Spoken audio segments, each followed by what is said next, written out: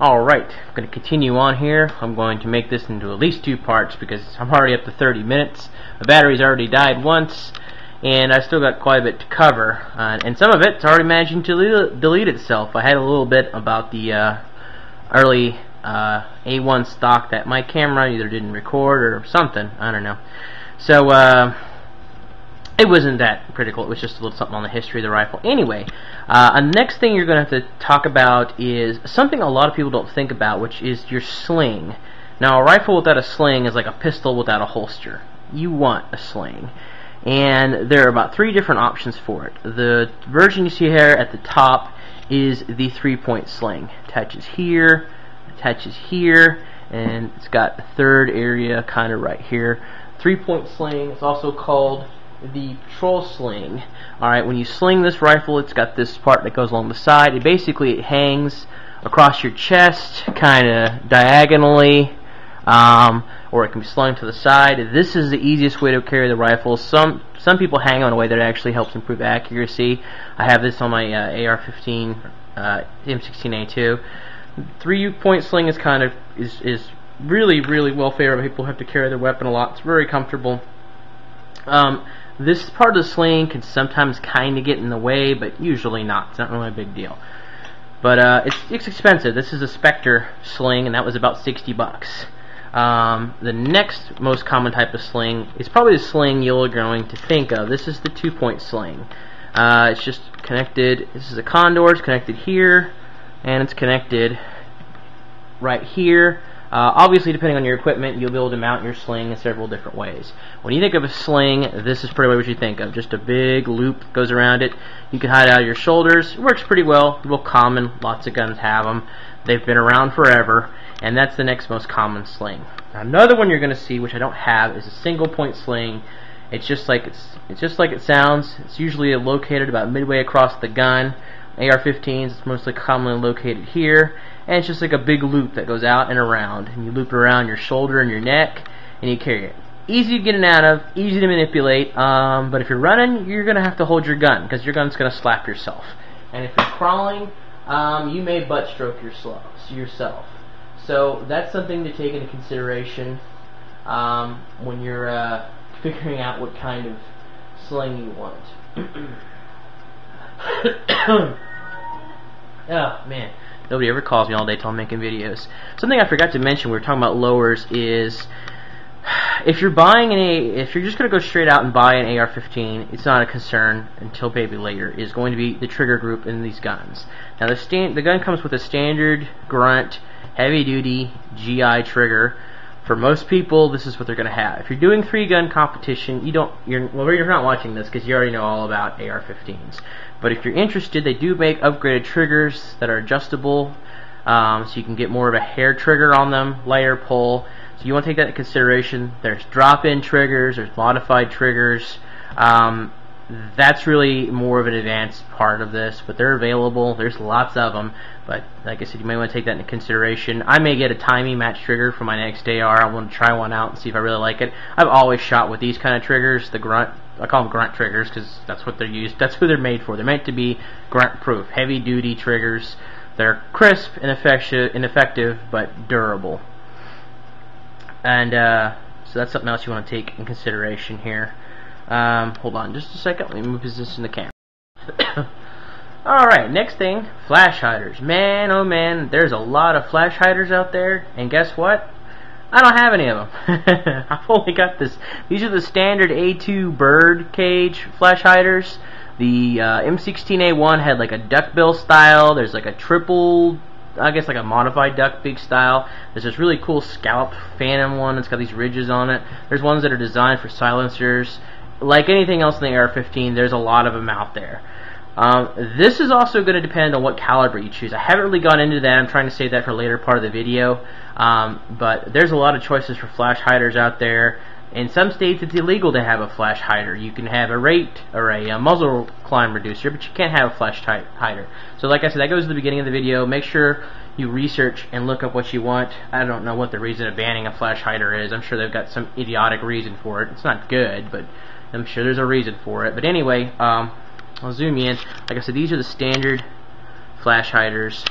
Everybody and their mama's got these. Nothing special. Reduces flash, reduces slight reduction in muzzle climb, good reduction in flash. It's solid on the bottom to keep from throwing dust up if you're laying prone. And it came out after Vietnam. They work real well. Since they work real well and they're cheap, I haven't seen any reason to change them. But I may put another one on my newer rifles just for cosmetics. Some of the newer ones or the different ones, they look cool. Alrighty, now this is also something I should have mentioned at the earlier part of the video. I assumed that if you were looking at an AR-15, you wanted a 5.56 caliber rifle round, but you're definitely not limited to that. The greatest advantage of having an AR-15, as well as all the parts being modular, the gun is basically split into two parts, upper receiver and lower receiver, and you can take the uppers off and slap on another one. Now, you can have a lower receiver, take off an upper, and put on a marksman upper receiver, and have a 20-inch barrel built to be a sniper rifle or marksman rifle. Then you can immediately pop it off and swap it on with a 10-inch upper and have a super short-range room-clearing weapon. And you don't have to buy a whole new rifle; just buy the upper. Excuse me. Now, the upper may cost you as much as a whole rifle, but you only got to carry around the upper. Well, that's just saying 5.56.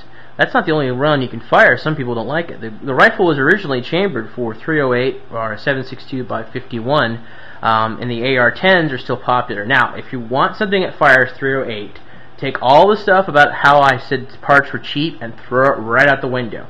Everything for the 308 AR-15s cost about 3 times as much for the standard AR-15s. I like the 308. They're called AR-10s, the 308 AR-15s. They're cool. They look mean. They're real accurate, they're awesome, but they're expensive. So take that into consideration. I've tried to even looked at parts to build one, and I couldn't get away with building one for less than probably about $2,000. So take that into consideration when you're thinking about it. They also come in 7.62 by 39. There's 5.45, both the Russian calibers. There is the rapidly growing in popularity, the 5.7 millimeter. That's in the FN57. Basically, it has the magazine up top, and the spare and the empty rounds, empty casings fall out through here. That's been it's becoming real popular as a personal defense weapon since it has almost no recoil, almost no muzzle rise, and you can fire it's basically a pistol caliber. I would call it a submachine gun, except it's not a machine gun. Basically, it's really cool. Go check them out.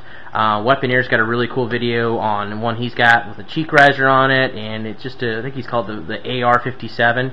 It's pretty cool. Go check it out. It's really interesting. But there's those cartridges. There's the 4.86 SOCOM, which fires a huge bullet.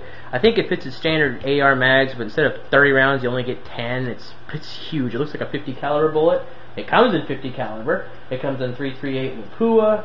Comes in 22 long rifle if you want something to practice with, or you're only limited to that.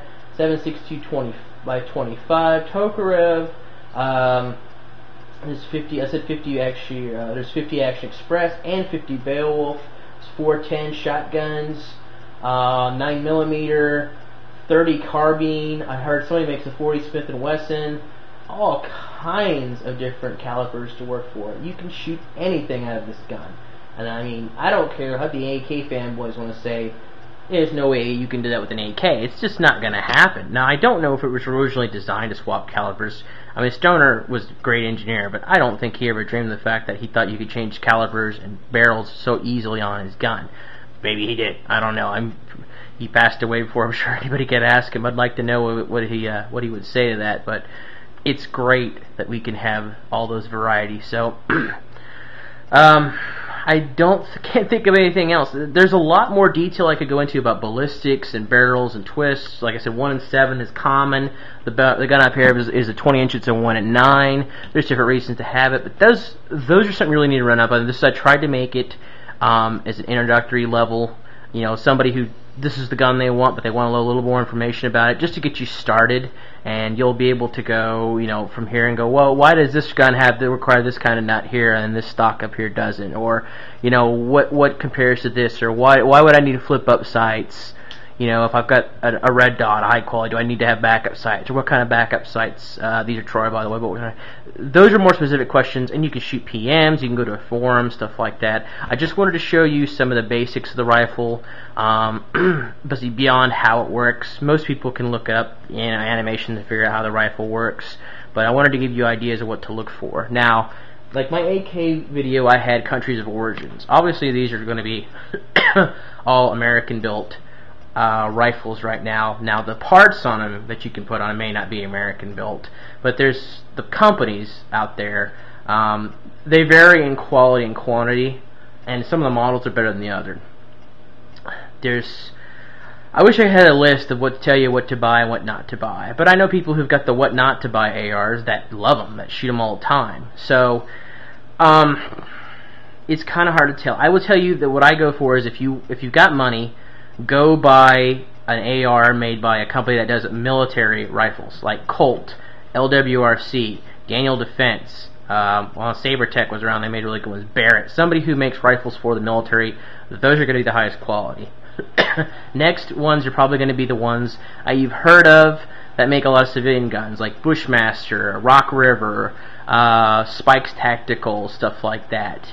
And below that's going to be the ones that make civilian-only rifles that you don't see all the time. Olympus Arms, Century, stuff like that. And it's going to depend on how well it was made as to if it's going to be any good or not. But these rifles are so simple, you know, many minor problems you can fix with. It's like the AKs. A lot of it you can just change a few parts and solve any problems. But you can usually get into one of these rifles for right around $600-700.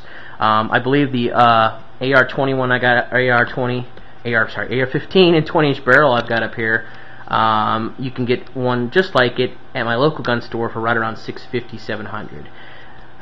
Now, if you don't have an AR, I would say go out and get you one, and I would say start with a 16-inch barrel. Get something light that you can practice with. After that, you're going to want another one. It's just like an AK. Once you got one, it's like any tool. One of them won't do everything you want it to do. If you wanted this gun's awesome for 200, 300 meters or less. It'll reach out to 600, but my eyes suck. And then I've got a red dot on it, and I could get a magnifier and all that stuff. I'm just saying as it is, 200, 300 meters, perfect. This one with the iron sights, maybe a little bit different, but similar. Okay, but if I want to hit something at 800, 900 meters, well, it's a 5.56, and it's got a red dot. That's not going to work. 5.56 is not going to be really strong at that range, and I can't see that far with this. So then you put a scope on it. Well, if you're putting a scope on it, you're going to want a longer barrel. Well, if you're putting a longer barrel on a scope, why are you shooting 5.56? Get one that fires 308. You see what I mean? So you'll have to decide, you know, all these options when you get it. Like I said, you got a toolbox. You've got lots of different wrenches because not everything fits. And then you've got sockets. Sockets and wrenches do the same thing, sort of, but they're different ways of getting at it. It's a gun. It's a tool. People like to be scared of them, but it's like anything else. It's a tool. You might need multiple ones to do multiple jobs. So the best thing the AR is that you can just buy the bottom part, the lower receiver, and then buy all the top parts you want. And if you're running around with a 16-inch upper receiver, and all of a sudden you see something and you just gotta nail it at 800 yards, well, you can reach in your backpack and pop the two pins out here and put the top on it, and as long as you can see it, there you go. Now you can shoot at 800 yards. That's what everybody likes about them, their versatility. So I know I'm kind of rambling here. I hope that helps, guys. I wanted to say thanks to everyone again. I think I got over 350 subs now. I just got accepted in the YouTube Partners Program. I had some ads on my other videos, and now I should have them on, well, almost all of them. I'm not going to put them on the things that, you know, I don't think are appropriate, but I want to say thanks to everybody. Thanks for helping me out. I filled out the app almost last year, and it finally got accepted. I don't know if I just had enough channel views or they just got to me. So I wanted to, like I said, say thanks to everybody.